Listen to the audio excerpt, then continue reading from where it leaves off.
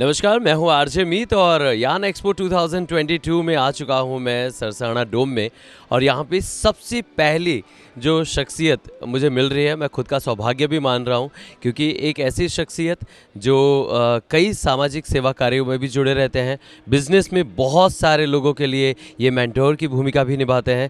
मैं बात कर रहा हूँ गिरधर गोपाल मुंद्रा जी की, जो हमारे साथ जुड़े हैं और साथ में उनकी नेक्स्ट जनरेशन जो है यतिराज, वो भी जुड़े हैं, जो अमेरिका से यतिराज मुंद्रा जो अमेरिका से अपनी डिग्री लेकर आए हैं, एमटेक की डिग्री पाए के आए हैं और अब यहाँ पे अपने फैमिली बिजनेस में जुड़े हैं। सो गिरधर सर, सबसे पहले तो ये जानना चाहता हूँ कि ये जो पूरा तजुर्बा है, इतने सालों में आपने ना जाने कितने उतार चढ़ाव देखे हैं, तो इस पूरी इंडस्ट्री को आप किस नज़रिए से देखते हैं?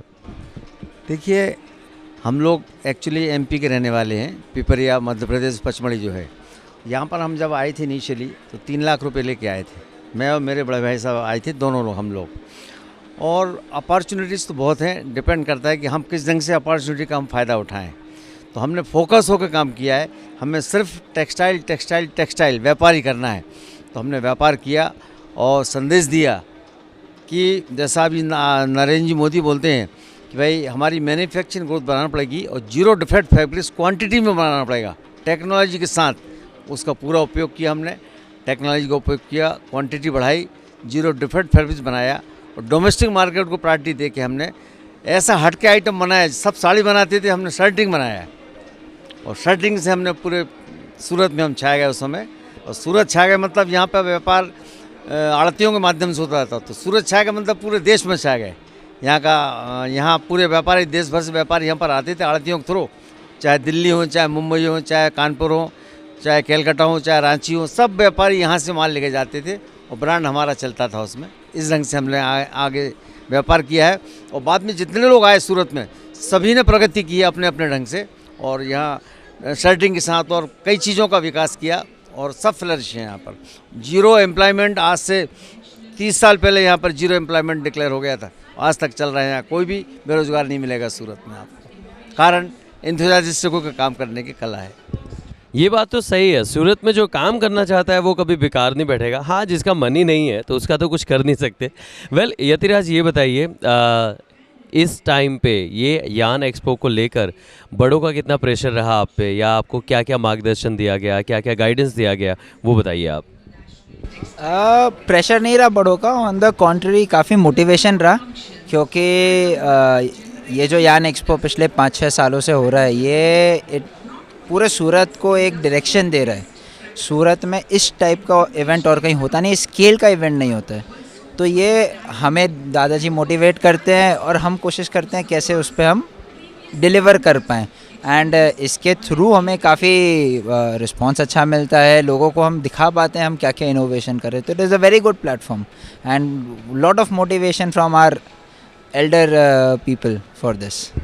जब आप बच्चन फैमिली में पैदा होते हैं ना, तो अभिषेक बच्चन पे बहुत प्रेशर आता है, राइट। और जब यहाँ पे तो मतलब इंडस्ट्री के यूँ कह सकते हैं कि धुरंधर बैठे हैं, तो उस टाइम पे आप पे भी प्रेशर होगा कि दादाजी यहाँ पे पहुँचे थे, अब हमारा क्या होगा, हम कैसे आगे बढ़ेंगे। तो उसकी कोई स्ट्रेटेजी आपने बनाई है? मैं इसलिए ये पर्सनल पूछना चाहता हूँ बिकॉज ये बहुत सारे लोगों को गाइड भी करेगा कि इसमें से आप कैसे रास्ता निकाल रहे हैं। नहीं, आई थिंक बहुत अच्छा आपका क्वेश्चन है, मेनली बिकॉज बहुत लोग इस चीज़ से गुजरते हैं। हमारे दादाजी ने जब शुरुआत की थी तो वो एकदम क्लासिक रैग्स टू रिचेस वाली स्टोरी है। तो पर उसमें दो बहुत अच्छी चीज़ की दादाजी ने और हमारे पूरे ऊपर की जनरेशन ने। एक तो डे 1 से हमें फ्री हैंड दिया काम करने का, कि हम हमारी आइडेंटिटी बना पाएँ और बिज़नेस को ग्रो कर पाएँ। तो बहुत बार ऐसा होता है कि रिस्ट्रिक्शंस बहुत रहते हैं। हमें डे 1 से फ्री हैंड दिया और हमें डे 1 से एक फ्रीडम दी, काम करो, काम बढ़ाओ, काम एक्सप्लोर करो, कोई गलतियां करो, उसका कोई गलतियों पे कभी डांट नहीं पड़ी। गलती करोगे, सीखोगे, सुधरोगे और काम करोगे। तो वो प्रिंसिपल से चले आ रहे हैं आज तक। सब बड़े बोलते हैं काम करने से मत डरो, तो वो एक हमें मोटिवेशन होता है। एक तरीका था, उसको हम डर के बैठ जाओ। दूसरा, हमें एक प्लेटफॉर्म मिला है, वी आर थैंकफुल कि उनको वो प्लेटफॉर्म नहीं मिला था, हमें वो प्लेटफॉर्म मिला, हमें इससे ऊपर ग्रो करना है, कैसे कर सके। तो उनका गाइडेंस रहता है और उनका सपोर्ट रहता है, तो we are hopefully going to deliver on that. Superb superb. Sir आपने तो चैम्बर के साथ बरसों बिताए हैं। चैम्बर को यूँ कह सकते हैं कि यंगस्टर में से आपने बड़ा होते देखा है। तो मुझे ये बताइए इतने सालों का चैम्बर के साथ का आपका सफ़र कैसा रहा? चैम्बर कैसे आपको बढ़ता हुआ दिखा, कैसे ग्रो होता हुआ दिखा? देखिए, चैम्बर से मैं जब से जुड़े हैं एक्टिविटी देखते रहे, फिर मुझे लगा कि टेक्सटाइल की एक्टिविटी कम हो रही है आज से 12-13 साल पहले। तो फिर मैंने, ये हमारे हेतल भाई बैठे हैं सामने, जब ये प्रेसिडेंट बने तो मैंने इनसे कहा कि भाई यार्न एक्सपो अपने को करना है। इसके पहले के प्रेसिडेंट लोगों को बोला, उन्होंने कहा नहीं करना है। ये बोले कि आपको फ्री हैंड है मुंदला सर, जो आपको करना हो आप करिए। तो तुरंत ही फिर हमने, हमारे पास प्रेसिडेंट महेंद्र भाई काजीवाला, उनको साथ लिया, मुंबई गए। और मुंबई जाके हमने यार्न निर्माताओं से मिले और सब ने कहा कि यदि मुंदला जी आप लीड कर रहे हैं हम पार्टिसिपेट करेंगे। डिपेंड करता है कि कौन व्यक्ति लीड कर रहा है, उसकी क्रेडिबिलिटी पर बहुत इम्पैक्ट रहता है। जब जहाँ मैं जैसा गया, किसी को, मेरे को बोलना नहीं पड़ा, एक जगह बैठ जाता था, मालूम पड़ा कि मधुसूदन वाले आए हैं और यार्न एक्सपो के लिए आ रहे हैं, तो धड़ाधड़ आ गए। और चैम्बर ऑफ कॉमर्स से आ रहे हैं। हमारे चैम्बर ऑफ कॉमर्स का नाम बहुत ज़्यादा फेमस है, न केवल सूरत, बॉम्बे, इंडिया, बल्कि पूरे अब्रॉड में भी बहुत बड़ा नाम है। अभी आपने सुना होगा कि दुबई में, यूएसए में, बांग्लादेश में, सब जगह एग्जीबिशन की है उन्होंने और बड़ा रेपुटेशन है। यहाँ बहुत सी एक्टिविटी होती है। चैम्बर का अनुभव जो बोल रहा है, यहाँ की एक्टिविटी इतनी अच्छी एक्टिविटी है कि हर एक व्यक्ति यहाँ की क्रेडिबिलिटी के हिसाब से, कोई भी यदि प्रोग्राम होता है तो वहाँ पार्टिसिपेट करते हैं। अच्छे स्पीकर्स आते हैं और ऑनरेरी सेवा देने के लिए तैयार हैं बड़े बड़े इंडस्ट्री के लोग। ये उदाहरण है इतना बड़ा, भारतवर्ष में ट्रेड सेंटर और किसी का नहीं है जो चैम्बर ऑफ कॉमर्स का है। ये जितने पास्ट प्रेसिडेंट हैं, इन्होंने डोनेशन दिया है, अपने जेब से उन्होंने कुछ दिया है, यहाँ से लिया कुछ नहीं है। और तब जाके आज 1000 करोड़ रुपए का आज ये स्टेटस बना है। किसके कारण? चैम्बर के पास प्रेसिडेंट कारण। तो चैम्बर में जितने लोग आए, सेवा भावी लोग, आज बीजल भाई ये बैठे हैं सामने, ये हेतल भाई बैठे हैं, कितनी बड़ी हस्ती हैं आज ये टेक्सटाइल कमेटी के मेंबर हैं। और आसाम गवर्नमेंट से भी MOU साइन करके आए, सेवा सेतु करके चला रहे हैं।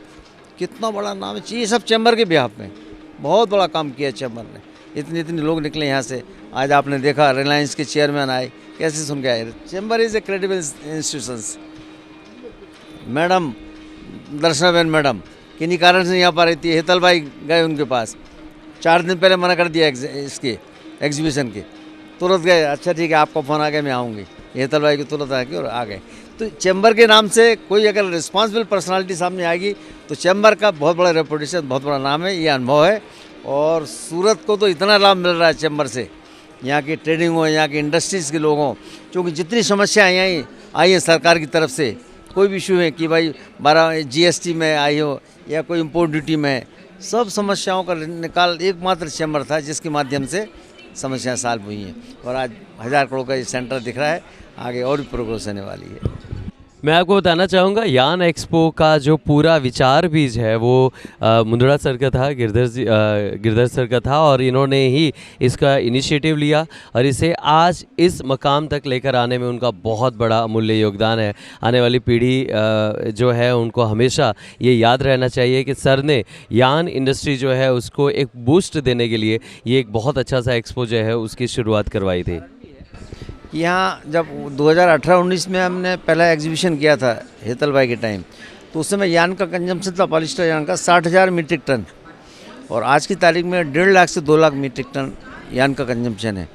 कॉटन का है 5 से 10,000 मीट्रिक टन पर मंथ, और नायलॉन का है जो 2009 में 3,000 टन था, अभी 15,000 टन पर मंथ का, और विस्कोस फाइबर का 5,000 टन। मगर इतना फास्ट उसका यूज़ हो रहा है, गारमेंट इंडस्ट्री यहाँ बहुत तेज़ी से डेवलप हो रही है, तो ये कितना बढ़ेगा इसका भी अपन कल्पना नहीं कर सकते। और viscose filament 10,000 metric ton per month का यहाँ कंजम्पशन है। जब इतना बड़ा कंजम्पशन यहाँ पर है तो एग्जीबिशन सूरत में तो होने चाहिए। हमने जब चालू किया उसके पहले यहाँ के जो यार्न वीवर्स लोग थे वो बॉम्बे में होता था, दिल्ली में होता था, वहाँ भागते थे। जब हमने किया तो आज 70% एग्जीबिटर लोकल के हैं, 30% सूरत के बाहर के एग्जीबिटर हैं। और जितने भी हैं ब्रांडेड हैं, चाहे रिलायंस हो, निम्बार्क हो, आलोक हो, सामुसरण हो, जो भी हैं, गोकुल आनंद हो, मधुसूदन है, यस। आज सब लोगों ने मतलब पिछले 3 साल में आप देखिए ना 1.5 से 2 लाख कंजम्पशन हो गया पॉलिस्टर का, कितना तेज़ी से फास्ट ग्रोइंग हो रहा है। तो सूरत की तो प्रोग्रेस क्या है, अल्टीमेटली अपन बोल ही नहीं सकते इतनी फास्ट प्रोग्रेस। गारमेंट इंडस्ट्री यहाँ पर आप देखिए 5 साल में मेरा एक्सपेक्टेशन है, अभी 0 है, थोड़ा सा अपग्रेड हुई है, 5 साल में यहाँ 10 लाख मशीन लग जाएंगी, इतनी तेज़ी से यहाँ पर डेवलपमेंट हो रहा है। अभी जो हमारे कॉमर्स और टेक्सटाइल मिनिस्टर हैं, उन्होंने एक्सपेक्टेशन अब उनकी जो है वो है भावना है ऐसी कि टेक्सटाइल इंडस्ट्री की अच्छी ग्रोथ हो। उन्होंने तो क्या कहा, 20 लाख करोड़ रुपए का टोटल व्यापार हो जाएगा टेक्सटाइल का आने वाले 5 सालों में, और 10 लाख करोड़ रुपए एक्सपोर्ट होगा, ये गारंटी के साथ बोला। क्यों? उदाहरण है तिरपुर में 1985 में 15 टन 15 करोड़ रुपए का एक्सपोर्ट होता था, आज 30,000 करोड़ रुपए का हो रहा है। तो फिर उन्होंने कैलकुलेशन किया कि 50,000 करोड़ रुपए का एक हब तिरपुर जैसा 75 हब बनाएंगे, और एक हब 50,000 करोड़ रुपए का भी यदि मान लीजिए व्यापार करेगा तो कितना व्यापार होगा और कितने लोगों का जॉब मिलेगा, कल्पना करिए आप। ये सूरत की स्पेशलिटी है। सूरत में कुछ भी बन सकता है, कुछ भी नया सूरत के लिए नया नहीं कहलाएगा, तुरंत ही बनता है। 8 दिन के अंदर आप कोई सैंपल दीजिए, सब बन जाएगा बिल्कुल। सो आपको अंदाज़ा आ रहा है, सर की स्पीच से ही पता चल रहा है कि हौसला जो है, कॉन्फिडेंस जो है वो इस कदर है कि आप एक बार बता के तो देखिए, चैलेंज हम एक्सेप्ट करने को तैयार है, हम वो चैलेंज से डरते नहीं हैं। वेल यतिराज, ये बताइए इस बार मधुसूदन ग्रुप क्या लेकर आया है, इस बार क्या नया लेकर आया है और क्या नई चीज़ जो है वो प्रेजेंट कर रहे हैं हम इस बार? इस बार काफ़ी नए इनोवेशन किए हैं हमने। One of the biggest innovation जो आज सस्टेनेबिलिटी, आज किसी की भी आप ब्रांड भी देखें, इंडिविजुअल लेवल पे भी अगर हम देखें तो हर आदमी सस्टेनेबल होना चाह रहे हैं। क्यों? क्योंकि दिख रहा है, पोल्यूशन होता हुआ दिख रहा है, उसके रिजल्ट दिखने लगे हैं। तो हमने आज से 7 साल पहले, जब इंडिया में लोगों ने कॉन्सेप्ट भी नहीं सुना था रिसाइकल का, इसका डेवलपमेंट स्टार्ट किया था, और करते करते आज हम इस लेवल पे हैं कि क्वाइट पॉसिबली इंडिया में अगर बेस्ट क्वालिटी का प्लास्टिक बोतल से रिसाइकल कन्वर्ट करके धागा से, कपड़ा से गारमेंट मधुसूदन बना रहा है। This I am sure. 2 साल पहले जो ऑस्ट्रेलियन ओपन हुआ था, उसके अंदर जो गारमेंट्स यूज़ हुए थे, उसका धागा, उसका कपड़ा 100% मधुसूदन का था। एंड गारमेंटिंग तिरुपुर में हुई थी, उस समय सूरत में ये लेवल नहीं था। बट आज मैं प्राउडली कह सकता हूँ, अगर अब नेक्स्ट ऑर्डर्स क्वाइट पॉसिबली हम गारमेंट भी सूरत से दे पाएंगे रिसाइकल पॉलिएस्टर का। And we are one of the best in terms of quality and catering to such high value clients in recycle. Second, हम जो एक चीज़ और कर रहे हैं, दैट आर हाइब्रिड यार्न। जैसे आज सबको पता है टेक्सटाइल इंडस्ट्री में कॉटन की प्राइसेस बहुत बढ़ गई। कॉटन एक नॉर्मल आदमी के लिए cotton now is not a feasible, मतलब अप्रोचेबल फाइबर नहीं है। तो उसके हम मोर इकोनॉमिकल ऑल्टरनेटिव्स बना रहे हैं ताकि एक आम आदमी को भी यूटिलाइज हो पाए। तो ये सारे हमारे हाइब्रिड यार्न्स हैं। वूल बहुत महंगा हो गया, सिल्क बहुत महंगा हो गया। नॉर्मल आदमी को लुक तो चाहिए। आज कोई लेडी साड़ी पहनेगी या ड्रेस में तो उसको चाहिए सिल्क का लुक, पर सिल्क अफोर्ड नहीं कर सकते।